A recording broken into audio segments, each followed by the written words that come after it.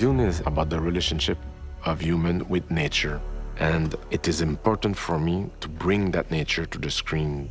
First thing you must learn to be one with the desert. The audience will believe about this world if they feel that the elements, that the light feels real. And to do so, we shot in many different locations. Take one.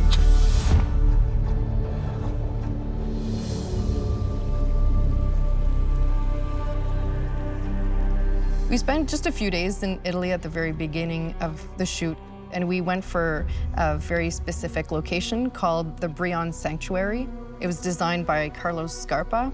It's an architectural marvel. It was the inspiration for most of the Caladan architecture in the first film. First day of shoot. The only thing we changed was bringing in some furniture to create Princess Irulan's office. In the shadows of Arrakis lie many secrets. Cut. As I walked onto set, I said, "Hey, this looks like Dune." And Denis was like, "Yes, that was the inspiration." I was like, "Oh, okay." That was the most extraordinary location that I think I've ever shot at. Walking in there, every angle was designed with an intention to film Dune. It blew my mind. It was this incredible building that was built in the past, but clearly has a futuristic eye. The fact that it was real, it wasn't a set, and every single detail underneath every single feature was unbelievable.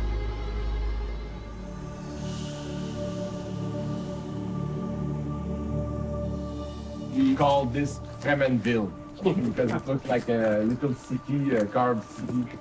In Jordan, we went back to Wadi Rum where we'd shot the first time, This is the original. Spectacular. It's a dream.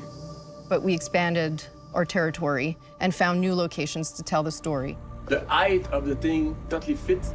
They fall from this and it's really brutal. I love being in Jordan. I love being here. I love being here again. It's really special to come back to the place where I met everyone and I had my first experience with Dune. That's unbelievably gorgeous. I mean, I can't believe this is the view that we get to look at. One of the most beautiful things about doing Dune Part 2 was that we were able to sort of walk in the same sand that we walked in Part 1. That was thanks to the Jordanians, who again welcomed us into that incredible location, Wadi Rum. I love the color of the rock so much. It's exactly like I was dreaming when I wrote it. Locations, and Patrice and Denis and Fraser had to kind of figure out a way to push things even more to more exotic locations, which creates certain challenges for the cast and crew. Finding these locations and getting access to these locations was really complicated. You don't have electricity and water and stuff like that, so we have to provide all of that stuff and figure out how do we move around 1,000 people in the desert every day to 2 or 3 locations at once. It's quite a big unit.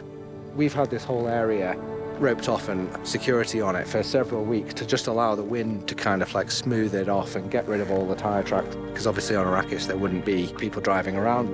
The crews had to work their asses off bringing this stuff to life, and it's been beautiful to watch it happen.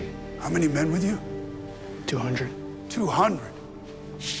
One day, we are out to set and we realized that there's a solar eclipse, 35%, but it did create this unique moment. So in the film, where you see an eclipse, it's a real one.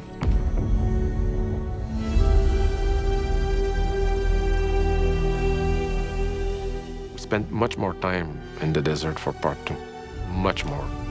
On Part 1, we spent 5 days in Abu Dhabi. This time, we spent an entire month. It's very different than Jordan. You see the iron content here, which is why it's so red, which I find extremely beautiful. The size of these sand dunes were enormous, and being able to shoot there all throughout the day, sunrise, sunset, in the middle of the day, was extraordinary. We got a 6:30 sunrise and a 5:40 sunset. Fraser, he can go at any location, look at the time of day where the sun is, and figure out where he should put the camera. The accuracy of it's mind-boggling. These scenes take place in harsh sunlight. We are going to go off with a micro unit. We had some extraordinarily long days, and it was extraordinarily hot. But we all knew what we were in for. And a few of us, we got to see both ends of the day, which was a bit of a gift. Seeing these colors of dunes, of sands, change through the whole day, from yellow to red because of the light, the way it moves by the sun wind. It's one of those things that you won't see unless you really come here. And that's one of the things that you are grateful for, to have the chance to experience that. Look, right there, Spice. Arrakis is so beautiful when the sun is low.